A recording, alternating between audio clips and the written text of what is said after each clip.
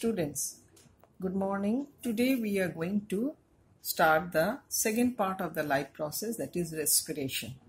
Already you have done digestion, then nutrition, and where you have found that the food which you are eating, they are being digested and finally which will be absorbed by the cell for the production of energy. So food is your fuel.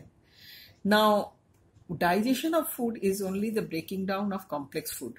Now how it is acting as fuel, today we will discuss that. Now first of all, respiration, a very common term. Commonly when we told respiration, we means that it is breathing, that means taking in of gases or giving out of gases. But actually if we go on for respiration, you will find that it has two basic parts. One is the only physical process where breathing is involved, where we are taking in oxygen, giving out carbon dioxide, that is exchange of gases is taking place. In the other part, these oxygen which we are taking in and going to our cells, they are breaking down the food, they are producing energy, and that is called the biochemical phase of the respiration. So one is the physical phase, breathing, and another is the biochemical phase, oxidation of food for the production of energy. This physical phase, breathing, occurs in our respiratory system. Clear? The respiratory organs are necessary for it. And this oxidation of food, that is the biochemical phase, occurs inside our cells. So it is also called cellular respiration. Now, breathing involves inhalation and exhalation. And biochemical process, that is oxidation, is broken down into various parts like glycolysis, Krebs cycle, ETS, and etc. Now, if we go on for the NCERT, if you go on for the NCERT, you will find that at first there are two experiments. The first experiment, what is there in the first experiment? We are taking two test tubes containing freshly made lime water. In one of the tube, you are blowing air from your mouth, and in the other tube is through a syringe you are passing the air into the tube.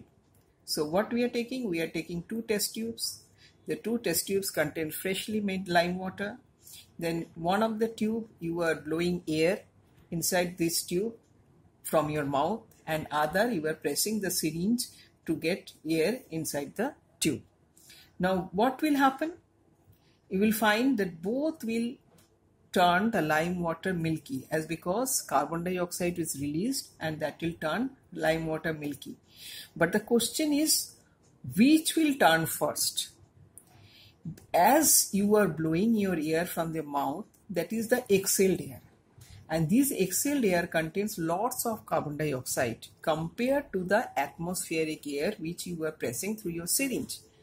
So these will make the lime water milky first, as because concentration of carbon dioxide much more than the concentration of carbon dioxide here.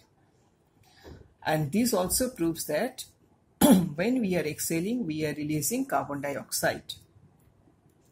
In the next experiment, we are taking one test tube, and within this test tube we are having some sugar solution along with the yeast. Now this test tube is covered with one hole cork, and through this hole there is a bent glass tube. The other end of the bent glass tube is there in a trough which contains the lime water. Now what will happen? You will see that this lime water will turn milky, as because carbon dioxide is being released from this yeast. But how long? It will, for a prolonged time, it will go on turning the lime water milky. But you see that the mouth is covered by the cork, so there is no opening so that oxygen from the atmosphere can enter. So, but still, for a prolonged time, it is turning the lime water milky. That means carbon dioxide, it is evolving. That means it is respiring. So it is respiring in absence of oxygen, and that type of respiration is called anaerobic respiration. So air is aerobic. So when we are respiring in presence of air, it is called aerobic respiration. When we are respiring in absence of air, it is called anaerobic respiration. Now, we can have a chart for the difference between aerobic and anaerobic. First of all, oxygen is utilized in aerobic respiration. Oxygen is not required in anaerobic respiration. It occurs in absence of oxygen. Now, what is the role of oxygen? Oxygen actually helps in complete breakdown of glucose. So, as glucose is a complex molecule, more it is broken down, more energy will be released. So, this complete breakdown of glucose releases much more energy, that is 38 molecules of ATP, whereas in absence of oxygen, glucose is incompletely broken down, and this incomplete breakdown of glucose releases very less amount of energy, that is 2 molecules of ATP for 1 molecule of glucose.